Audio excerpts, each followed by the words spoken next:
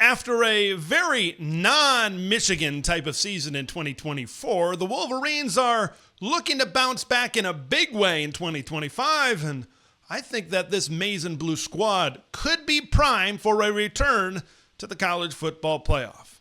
Penn State is returning a whole lot next season, but there's one position group that they need to improve at to be able to take that next step up to the national championship level as a football program, and that's the wide receiver position. Have they done that so far this offseason? Let's talk Wolverines and Nittany Lions. From LA to Piscataway, all Big Ten all year long. This is Big Ten 10.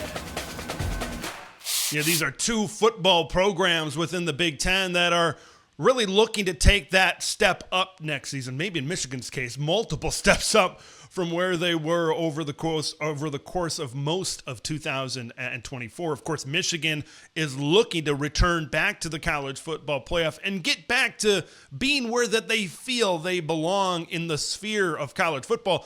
For Penn State, it's about taking steps up and really making that next step up on the ladder that they've wanted to make for some time.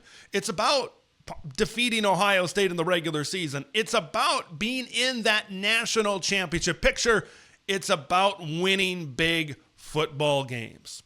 Let's start first at talking about the Michigan Wolverines. There's a lot of excitement. There's a lot of buzz surrounding this Wolverines program. And where did that excitement, where did that buzz, where did that momentum really begin? Well, that's where I want to begin here when I'm talking about the maize and blue. It really began at the end of last season.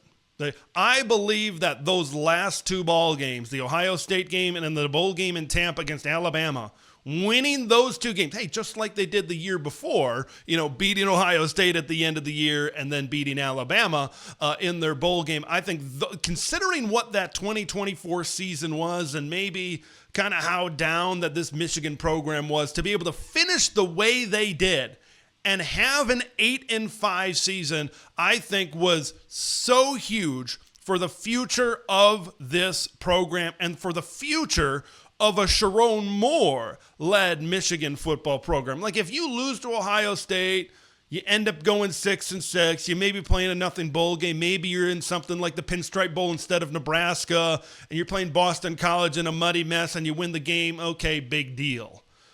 But being able to have that momentum where you're able to knock off these blue blood caliber programs, and then you lead it, flipping Bryce Underwood, having the 6th-ranked recruiting class coming in as freshmen here in 2025. There may be no program, not only in the Big Ten Conference, but there may be no program in all of college football that has more momentum when you look into the end of the season, and then when you look at recruiting and transfer portal and everything that's going on with Michigan football. There may be no team that is on a bigger roll than the Michigan Wolverines going into the 2025 season. Now, there are 3 S's when you look at why this Michigan program, I think, could be primed for a return to the college football playoffs. It's about smash, it's about strength, and it's about schedule. Let's start first with Sharon Moore's favorite, that smash mentality that exists in Ann Arbor, Michigan. Now, they're bringing in an offensive coordinator and maybe some quarterbacks that are maybe more used to playing in some spread type of concepts. But don't let that fool you.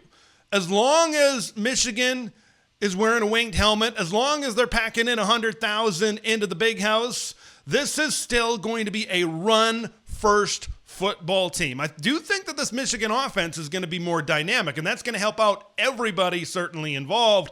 But when I look at the run game for Michigan, you have got another great duo in the backfield right there. First, you got to talk about Justice Haynes. The Big Ten Conference was able to go out and get the top 2 running backs in the transfer portal. Of course, Mekhi Hughes transferring into Oregon was number 1. And Justice Haynes transferring from Alabama is number 2. Michigan, over these Big Ten championship seasons and, of course, that national championship season, and even last year, always have had a great running back duo. You go back to Hassan Haskins and Blake Corum. Blake Corum combined with Donovan Edwards. And then this last year, Donovan Edwards, although he had a little bit of a down year considering the expectations, but you saw Khalil Mullins was nearly a 1,000-yard rusher as well. The tandem starts with Justice Haynes. I mean, coming out, he was a 5-star recruit, top 20 guy in the nation. He was on the 24/7 Sports All Freaks list, this kind of guy. And he was kind of, when he was in that Alabama run system, Jam Miller was in that system. And, there were certainly a good amount of guys. But Justice Haynes now is going to be the guy. And I think he fits more into the north and south type of run scheme that Michigan is going to have, maybe compared to what they were doing over at Alabama. Kalen DeBoer and now Ryan Grubb is going to be coming in there as the offensive coordinator. So I think it fits all parties best. And then a guy Michigan fans are really excited about. You saw him really flash in the bowl game as Jordan Marshall, a high 4-star recruit. He was a true freshman this last season. Former Mr. Football in the state of Ohio by Jordan Marshall. I think that this is a great combination. I think that this is going to be there's a lot of great running back 1-2 duos in the Big Ten next season. Penn State's got one, Oregon's got one, Michigan will certainly have one as well. So this is going to be an offense with much better quarterback play. I think they're improving out on the perimeter as well, but don't let it fool you. This Michigan football program, as long as Sharon Moore is the head coach, this is a team that is going to smash. This is a team that is going to be able to run the football. And I think having better quarterback play, having a better threat in terms of the pass game, I think is only going to help the matchups inside the box in those types of run situations where there are less players in the box as well, so they can take advantage of those hat-on-a-hat matchups that Michigan certainly loves to do as well. Running the football, smash, is one of Michigan's strengths, obviously. And Michigan is going to continue to play into their strengths. Running the football and playing great defense. Now, this defense is going to have a lot of players drafted from it last season. Will Johnson and Mason Graham and Kenneth Grant. There's a lot of really good players, despite maybe their record from last season. There's going to be a lot of Michigan representation in the upcoming NFL draft in Green Bay. But I still look at this defense as a big-time strength. Run the football, play great defense.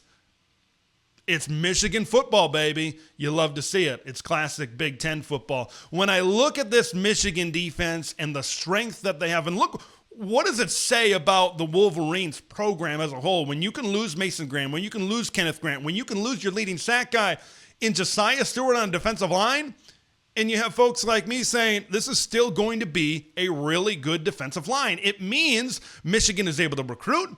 It means Michigan is able to retain. That might be the most important of them all. And Michigan is able to develop, I think, better than anybody, certainly up front of the defense. TJ Guy and Derek Moore are going to be returning off the edge. They combined for 9.5 sacks last season. You also have a Cameron Brandt who's sitting there around 265 pounds. I think he can play a few positions on the defensive line.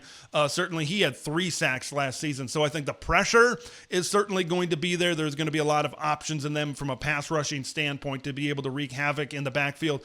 And then the defensive line is deep. This has been kind of the MO with Jesse Minter defenses at Michigan and now with Wink Martindale. They like to rotate bodies in and out and stay fresh up front of the defensive line. I think that's been a big key to the Wolverines' success, certainly over the years. Now, here's the deal.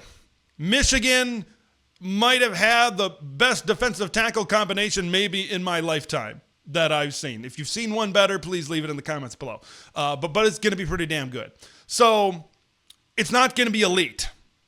But I think that this Michigan defensive line in the interior is still going to be really good to great.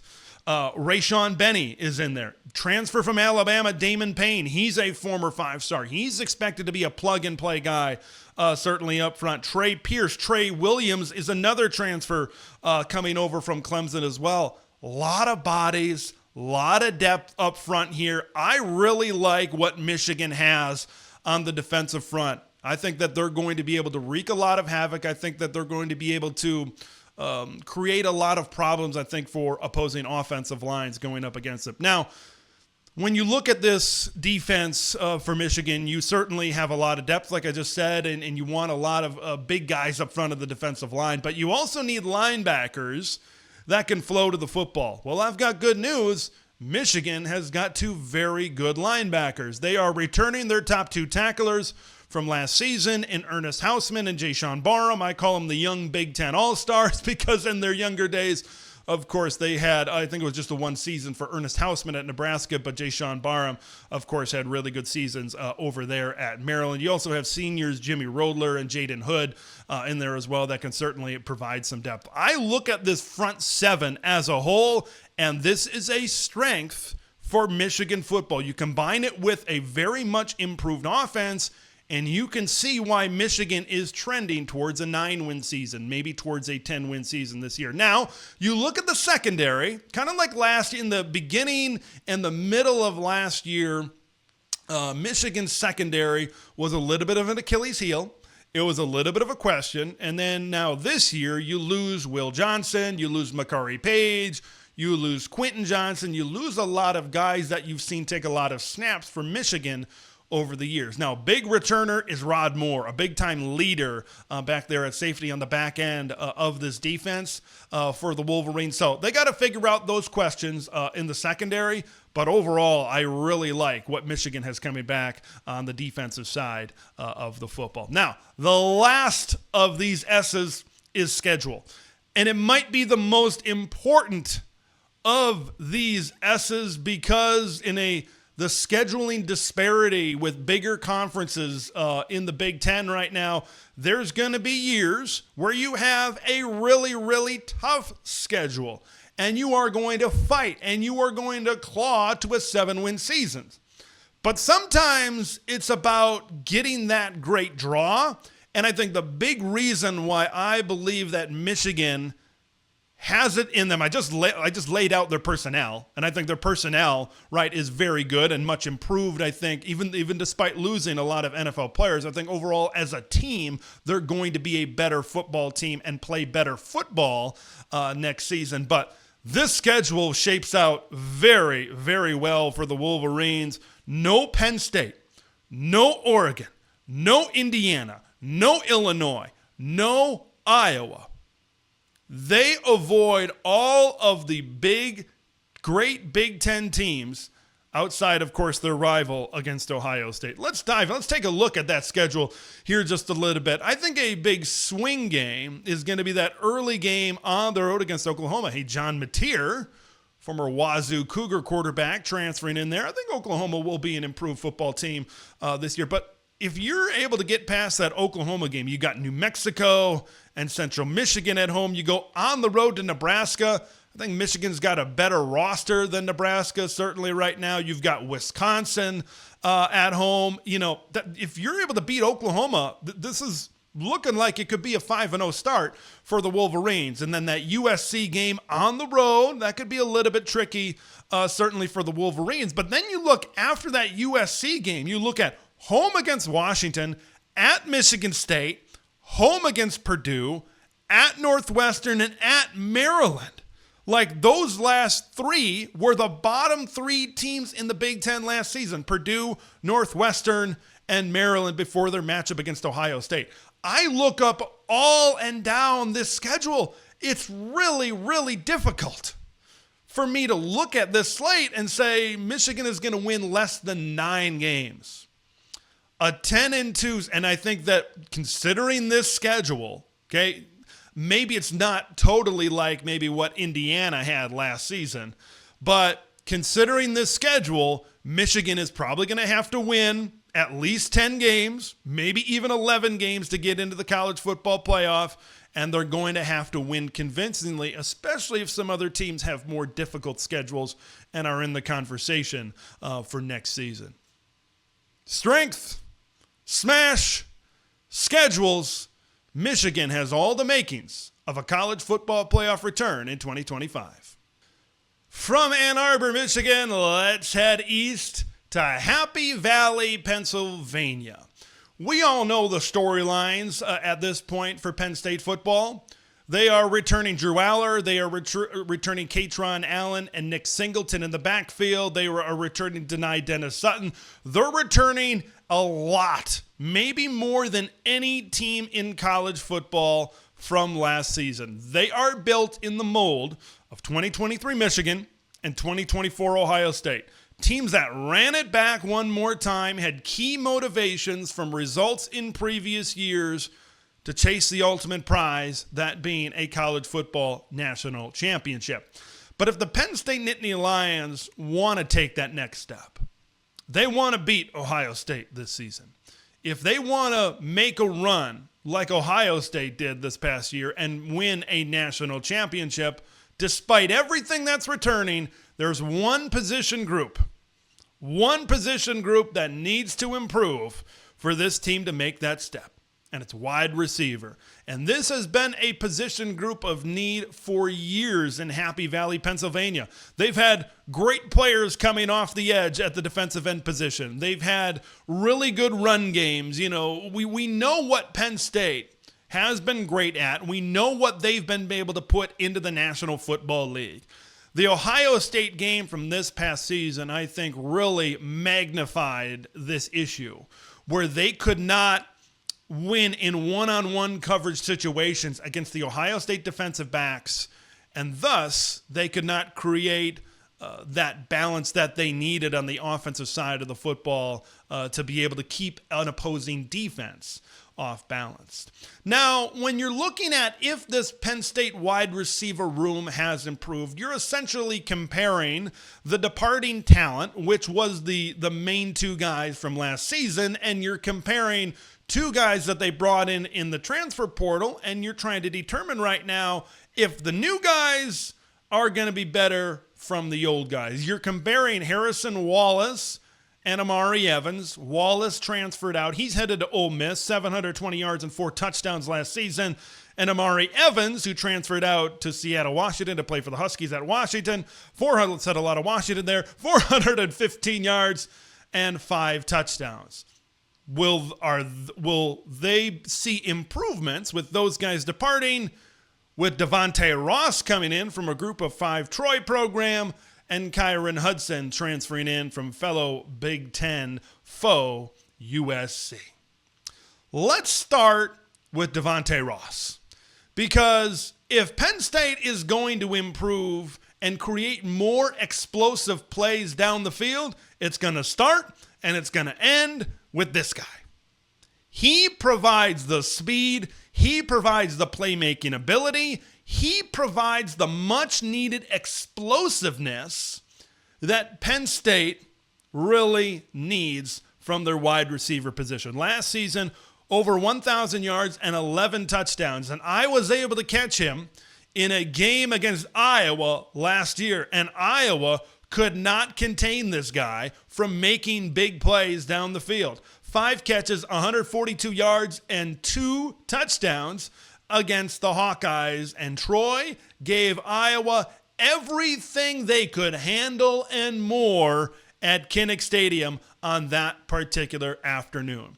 We saw Amari Evans certainly get deep at times this past season, but they need somebody that can really strike fear in an opposing defense, that they need to be able to play off of them, that they need to be able to prevent the deep ball down the field.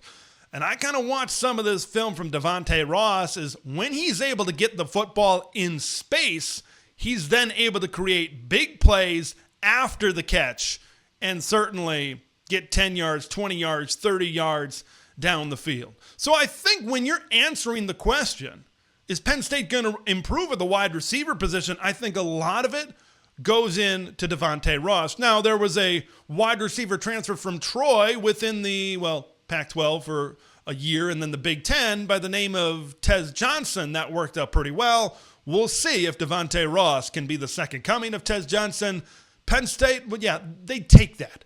They'd certainly take that in a heartbeat. Now, the more experienced of these two and the reliable veteran, that is Kyron Hudson.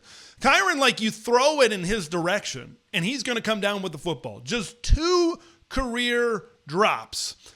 And here's how I would kind of summarize Kyron Hudson. Now, I talk about the explosive playmaking ability of Devontae Ross at one of these transfer spots, and I look at a Kyron Hudson. I'm not sure if I see that type of explosiveness and big playability by Kyron personally. Like I said in the intro to him, I think he's a reliable veteran that you can go to in key third down situations, and he's going to get open down the field. I would not expect him to be a home run hitter consistently. Will he be able to hit one? Will he be able to hit a double into the gap? Will he be able to hit a triple fairly consistently? Yeah, I'd probably say so. But I don't think he's going to be the home run threat that Devontae Ross, I think, will be.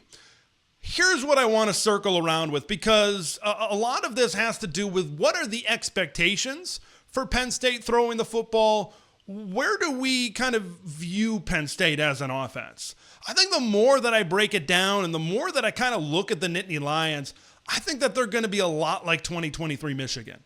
I think that they are going to be very much a run-first type of team.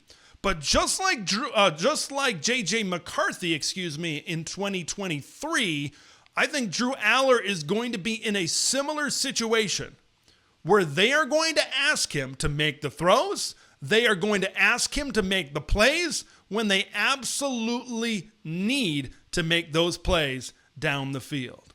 And the guys right now that are going to be making those plays are the aforementioned Devontae Ross and Kyron Hudson. You look at the rest of this wide receiver room, like Liam Clifford is coming back, 18 catches, 286 in the score last year. Tyseer Denmark, 2 catches, 28 yards in the score. Caden Saunders, Anthony Ivey, Peter Gonzalez. I think a couple of these guys are really going to have to step up into bigger roles for the Nittany Lions at the wide receiver position next season. Of course, they're really excited about a 5-star tight end Luke Reynolds replacing Tyler Warren in this passing offense. When answering the question, is this wide receiver group improved? I think it's certainly the pivot point, and I think the hinge point really is Devontae Ross. I think Kyron Hudson is on the level of maybe what they departed last season. But if Devontae Ross can be that true big play threat down the field that Harrison Wallace wasn't, that Amari Evans maybe wasn't as consistently, then this is going to be a passing attack that's going to be a lot more dynamic, and it's going to be a lot more explosive down the field. I still think when we get to the spring transfer portal period, I still believe that Penn State might be snooping around for a top-level wide receiver. Really excited to see what both of these teams can do in 2025 and just how much they can improve and just how many more rungs up the ladder they can step. I want to hear your thoughts on these two topics. Do you think Michigan is a college football playoff team considering their schedule next season? And do you believe the Nittany Lions have improved at wide receiver? And do you think that they are going to have a more dynamic passing attack going forward in 2025 combined with their great returning defense and their great run game? Leave all of those thoughts in the comments below. I'm Big Ten Ted. We'll see you in the next one. Thanks for watching Big Ten Ted, where it's all Big Ten all year long. Make sure to like the video to spread the word of Big Ten Ted to the masses, and subscribe to the channel for updates on Big Ten content that drops every day.